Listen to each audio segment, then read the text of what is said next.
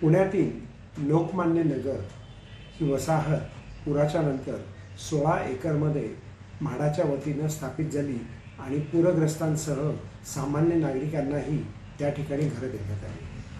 हे सगळं होत असताना आता ह्या गोष्टीला जवळजवळ 60 वर्षाहून अधिक काळ झाला। आता ती इमारत जुनी व्हायला लागली, तेथील रहिवासींचं कुटुंब वाढलं, इमारतीचा दुरुस्तीचाही खर्च वाढू लागला, नागरिकांना सोसायटी करायला परवानगी दिली म्हाडानी आणि नागरिकांना पुनर्विकासाचा मार्गही मोकळा झाला। परंतु त्या भागाचे आमदार हेमंत रासने यांनी भूमिका घेतली की एकत्रित विकास जर केला तर अजून चांगल्या सुविधा आणि वाहतुकीच्या ठिकाणी नियोजन चांगल्या प्रकारे करता येईल आणि बेसिक ॲम्युनिटीजही चांगल्या देता येतील। हेमंत रासने यांची यामागची भूमिका देखील महत्त्वाची समजली पाहिजे। तथापि नागरिकांचं काय म्हणणं आहे हे आपण आजच्या भागात जाणून घेऊ। मी रोहिणी चौधरी लोकमान्य नगरच्या बिल्डिंग नंबर 16 मध्ये राहते। आम्ही रिडेव्हलपमेंटचं काम आमच्या मनाप्रमाणे आम्ही ठरवलेलं होतं, पण राजकीय हस्तक्षेपामुळे त्याच्यामध्ये स्थगिती आणली गेलेली आहे आणि राजकीय स्वार्थ साधण्यासाठी त्याच्यावर स्थगिती आणून आमच्या जीवाशी खेळण्यात येत आहे। बिल्डिंग ही पडण्यात आलेली आहे, पाण्याचा त्रास होतोय, विजेचा त्रास होतोय, रस्त्यांचा त्रास होतो आहे, पण राजकीय लोकांना त्यांची कोळी भाजून घ्यायची आहे, स्वार्थ साधून घ्यायचा आहे, बांधकामातनं त्यांना पैसे मिळवून घ्यायचे आहे आणि म्हणून त्याच्यासाठी आमच्या जीवाशी खेळणं त्यांचं सुरू आहे। त्यामुळे राजकीय लोकांनी ही खेळी थांबवावी आणि आमच्या जीवाशी खेळणं बंद करावं। उद्या जर काही कमी जास्त झालं तर आम्ही सोडणार नाही।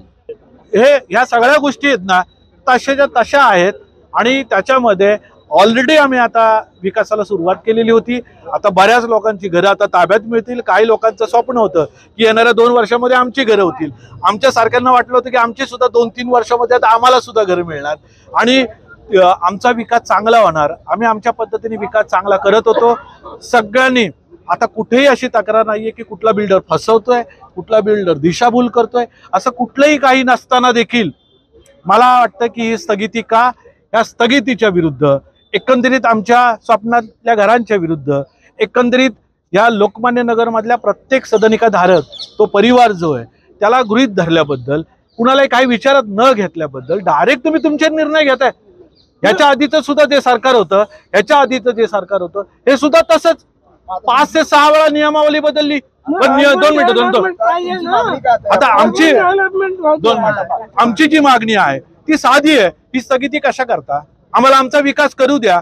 हा विकास तुम्ही जी केलेली नियमावली आहे त्या नियमावलीनुसारच होतोय ना, आणि आता हा विकास तुम्ही आम्हाला करून नाही दिला तर भविष्यामध्ये आज आम्ही निदर्शनं केलेली आहेत। आता आम्ही या लोकांना, आता ही जी आमची समिती आहे, हा जो ही लोक आहेत सगळी या ठिकाणचे सदनिका धारक आहेत, परिवार आहे आमचा 803 लोकांचा परिवार आहे। आत्ताच्या ज्या परिस्थिती बिल्डिंगच्या बघितल्या ना तर 4 बिल्डिंगला तर नोटीस आहेत महानगरपालिकेच्या म्हाडाच्या, 2017च्या नोटीस आहेत, तरी लोक राहत आहेत, काही लोक सोडून गेली।